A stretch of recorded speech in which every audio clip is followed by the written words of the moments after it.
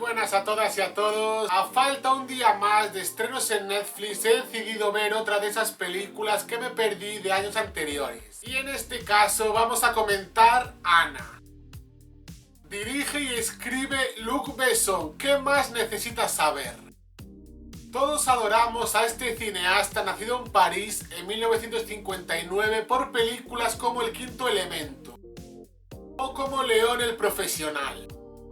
Protagoniza Sasha Luz, actriz y modelo rusa nacida en Magadán en 1992 y que no tiene una gran carrera cinematográfica. De hecho, Anna fue su segunda película. La primera fue Valerian y la ciudad de los mil planetas, en la que también trabajó con Luc Besson.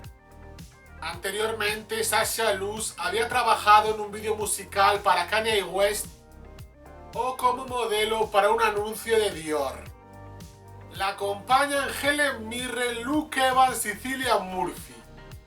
En este sentido estamos hablando de un repartazo. Y la historia que nos cuenta Anna nos presenta una joven rusa que para sobrevivir se une al KGB y se convierte en una letal asesina.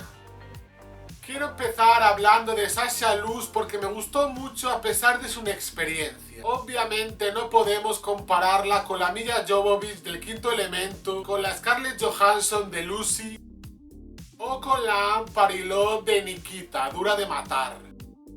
Pero esta Anna sí que tiene estilo y estoy convencido de que sería una heroína muchísimo mejor de haber tenido un mejor guión. Porque en este caso, como en la mayoría de películas que no son buenas o no tan buenas como podrían ser, el guión es el problema. Y por ejemplo, del guión viene que no me gustaran ni Helen Mirren, ni Luke Evans, ni tampoco Cillian Murphy. Porque creo que sus personajes no están ni cerca de la altura de su talento. Como decía ayer con Jesse Plemons, creo que están totalmente desaprovechados.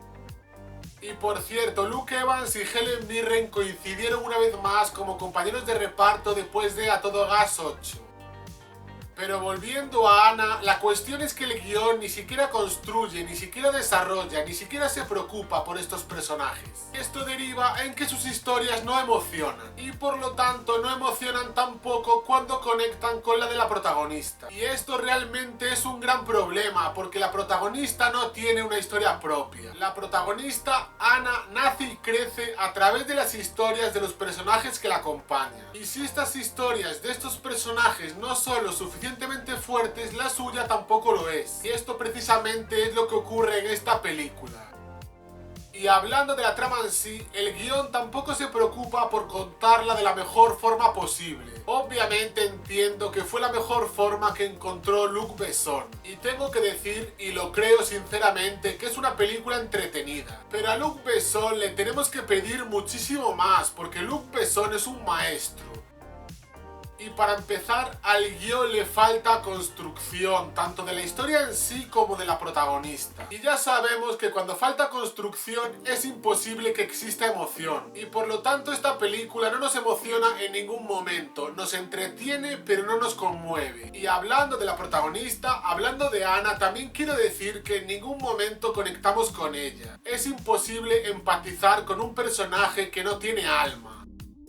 Y volviendo a la historia, también quiero decir que tiene demasiados saltos temporales sin sentido. Primero que si 3 años adelante, después que si 6 meses hacia atrás, para terminar con otros 5 años hacia adelante. Y es que la estructura de Anna es realmente molesta, porque además en todo momento sientes que había una forma mucho mejor en cuanto a la estructura de contar esta película. Por ejemplo, creo que la película debería haber comenzado con la historia de Anna cuando está con su novio malviviendo. Creo que de esa forma, viéndola de lo más bajo, cómo sufre, dándole más construcción a eso, la historia sería mucho más potente.